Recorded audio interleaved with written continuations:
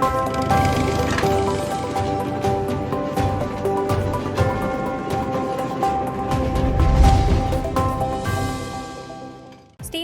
விடுதலை சிறுத்தை கட்சி சார்பில் பகுஜன் சமாஜ் கட்சி மாநில தலைவருக்கு கண்ணீர் அஞ்சலி செலுத்தப்பட்டது. கடலூர் மாவட்டம் ஸ்ரீமுஷ்ணத்தில் நகர செயலாளர் குப்புசாமி தலைமையில் பகுஜன் சமாஜ் கட்சியின் தமிழ்நாடு மாநில தலைவர் ஆம்ஸ்ட்ராங்கு அஞ்சலியும் வீர வணக்கமும் செலுத்தப்பட்டது. இந்நிகழ்வில் விடுதலை சிறுத்தை கட்சியின் ஸ்ரீமுஷ்ணம் ஒன்றிய செயலாளர் சமூக போராளி தமிழ்வாணன், நகர பொருளாளர் மற்றும் விசிக நிர்வாகிகள் ஏராளமானோர் கலந்து கொண்டு மௌன அஞ்சலி செலுத்தினர். இதில் ஆம்ஸ்ட்ராங்கை படுகொலை செய்த குற்றவாளிகளை உடனடியாக கைது செய்ய வேண்டும் என்று கோஷங்கள் எழுப்பப்பட்டது.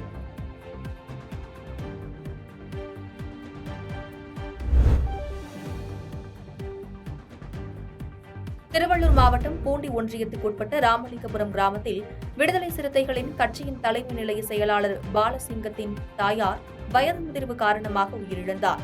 அவரின் உடலுக்கு விடுதலை சிறுத்தை கட்சியின் தலைவர் தொல் திருமாவளவன் மாலை அணிவித்து மரியாதை செலுத்தினார். தொடர்ந்து அவர்கள் குடும்பத்தாருக்கு ஆறுதல் தெரிவித்தார். பின்னர் கல்லறை வரை தொடர்ந்து இறுதி சடங்கில் பங்கேற்றார். இதனைத் தொடர்ந்து அப்பகுதியைச் சேர்ந்த கிராம மக்கள் திருமாவளவனிடம் சில கோரிக்கைகளை வைத்தனர். அனைத்து கோரிக்கைகளும் உடனடியாக நிறைவேற்றி தரப்படும் என்று கூறி சென்றார்.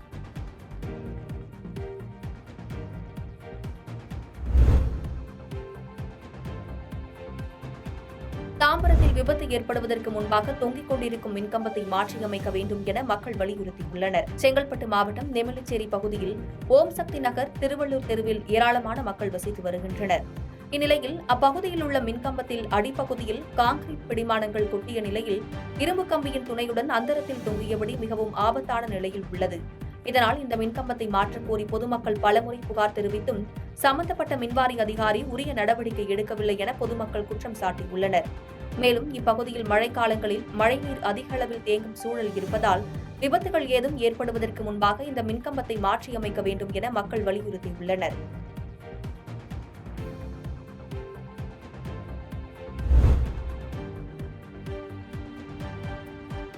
நடப்போம் நலம் பெறுவோம் திட்டத்தின்படி பெரம்பலூரில் மக்களோடு மக்களாக மாவட்ட ஆட்சியர் நடைபயிற்சியில் ஈடுபட்டார். தமிழ்நாடு முதலமைச்சர் 2023-2024 சட்டமன்ற பேரவையில் அறிவிப்பில் 8 கிலோமீட்டர் தூரம் நடைபயிற்சி மேற்கொள்ளும் நடப்போம் நலம் பெறுவோம் என்னும் திட்டத்தினை மாவட்டங்கள் தோறும் செயல்படுத்தப்படும் என அறிவித்தார். அதன் அடிப்படையில் ஒவ்வொரு ஞாயிற்றுக்கிழமையும் அனைத்து துறை சார்ந்த அலுவலர்கள் இத்திட்டத்தின் கீழ் நடைபயிற்சி மேற்கொள்ள வேண்டும் என்று அறிவுறுத்தப்பட்டிருந்தது.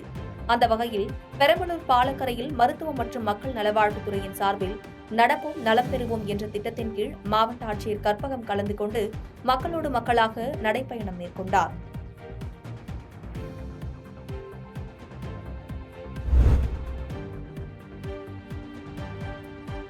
மதுரை விமான நிலையத்தில் போதைப்பொருள் விவகாரம் குறித்து இபிஎஸ் துண்டு பிரசுரம் வழங்கினார். ராமநாதபுரம் மாவட்டம் பரமக்குடியில் நடைபெறவுள்ள கட்சி நிர்வாகி இல்ல விழாவில் பங்கேற்பதற்காக அதிமுக பொதுச் செயலாளர் எடப்பாடி பழனிசாமி சென்னையிலிருந்து விமானம் மூலம் மதுரை வந்தார். அப்போது அதிமுக சார்பாக தமிழகத்தில் போதைப்பொருள் விவகாரம் குறித்து துண்டு பிரசுரம் வழங்கினார். அதில் say no to drugs, say no to DMK என குறிப்பிடப்பட்டிருந்தது.